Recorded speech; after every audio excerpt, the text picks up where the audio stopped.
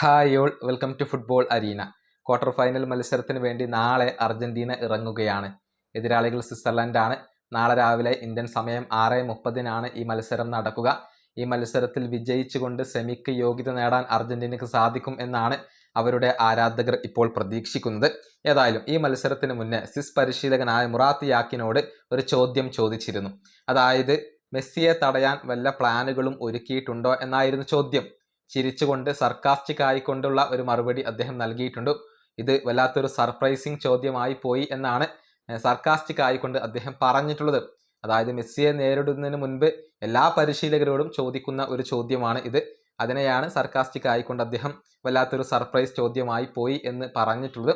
ചില സൊല്യൂഷനുകൾ ഞങ്ങൾ കണ്ടെത്തിയിട്ടുണ്ട് എന്നുള്ളത് അദ്ദേഹം പറഞ്ഞിട്ടുണ്ട്. മാത്രമല്ല അർജന്റീനയുടെ പ്ലേമേക്കർമാരെ അഥവാ മെസ്സി ഉൾപ്പെടെയുള്ള താരങ്ങളെ നല്ല രൂപത്തിൽ പ്രസ് ചെയ്യുമെന്നും അദ്ദേഹം ഇപ്പോൾ വ്യക്തമാക്കിയിട്ടുണ്ട്. മുറാത്ത് യാക്കിന്റെ വാക്കുകൾ ഇങ്ങനെയാണ്: ഇത് വല്ലാത്തൊരു സർപ്രൈസിങ് ചോദ്യമായി പോയല്ലോ. ഏറ്റവും പ്രധാനപ്പെട്ട കാര്യം എന്തെന്നാൽ ഒരൊറ്റ സൊല്യൂഷൻ കൊണ്ടൊന്നും ഇത് പരിഹരിക്കപ്പെടില്ല. ഞങ്ങൾക്ക് സൊല്യൂഷനുകൾ കൂടുതൽ ആവശ്യമായി വരും. അവരുടെ പ്ലേമേക്കർമാരെ ഞങ്ങൾ നന്നായി പ്രസ് ചെയ്യണം. ഹൈ പ്രഷർ മത്സരം നിലനിർത്തണം.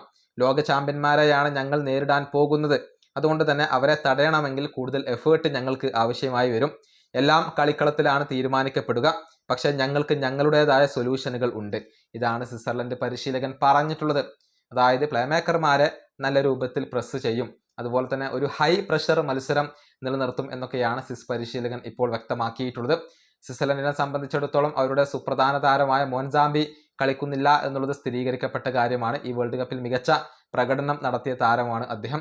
അദ്ദേഹത്തിന്റെ അഭാവം അത് സ്വിസ് പടക്ക് ഒരു തിരിച്ചടിയായിരിക്കും. ഈ വീഡിയോ അവസാനിപ്പിക്കുന്നു. അടുത്തൊരു വീണ്ടും കാണാം.